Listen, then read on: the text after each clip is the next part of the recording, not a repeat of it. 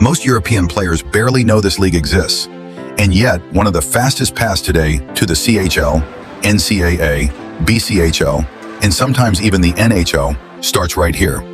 It's called the CSSHL, the Canadian Sports School Hockey League. And if you follow modern North American hockey, there's a good chance you're seriously underestimating how important this league has become. Because this is not just another youth hockey league.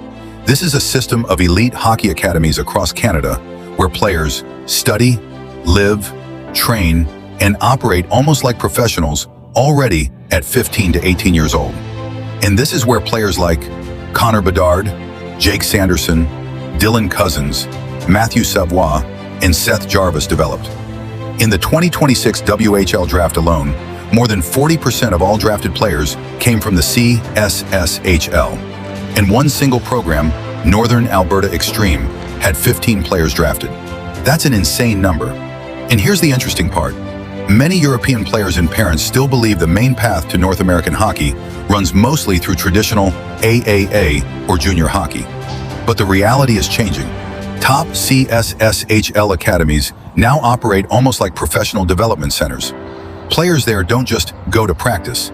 They have skating coaches, skills coaches, video coaches, strength coaches, recovery programs, individual performance analysis, mental performance training, tracking systems, and daily player development.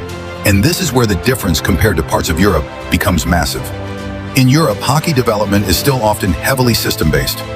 In the CSSHL, the focus is pace, decision-making, skill under pressure, quick puck movement, and solving chaos in real time.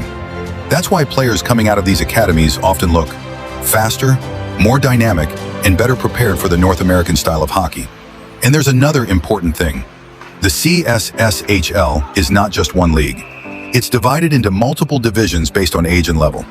U15, U15 Prep, U17, U17 Prep, U18 Prep, East divisions for Eastern Canada, and also female divisions such as female U18 Prep. And women's hockey inside the CSSHL has become a huge part of the league as well. Many of Canada's top female players now develop through these academies on their path toward NCAA Division I hockey and national teams. But the CSSHL is also much more than hockey.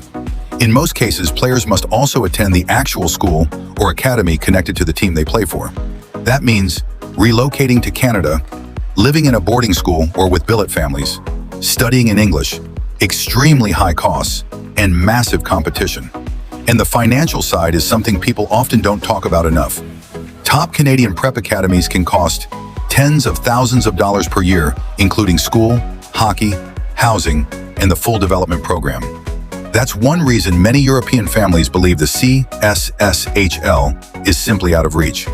But here comes another interesting reality.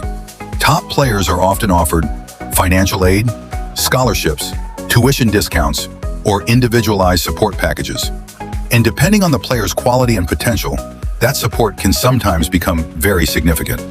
Because elite players have major value for these academies. They help teams win, improve draft results, build the academy's reputation, and attract more talent. Still, getting into a top CSSHL program is far from easy. Academies carefully evaluate players based on video, skating, hockey IQ, character, decision-making, and even academic performance. And that's exactly why the CSSHL is not some backup option for European players. For many players today, getting accepted into a top CSSHL academy can be almost as difficult as making elite junior hockey itself. And now another important point. When people hear prep school league, many imagine a short schedule with only a few games. But top CSSHL teams regularly play around 30 league games, showcase tournaments, exhibition games, USAAA events, playoffs, and additional scouting showcases. In reality, the best programs often end up playing 45 to 60 games per season. And that constant exposure keeps players in front of scouts from the CHL, BCHL, AJHL, NCAA, and American Junior Leagues almost non-stop.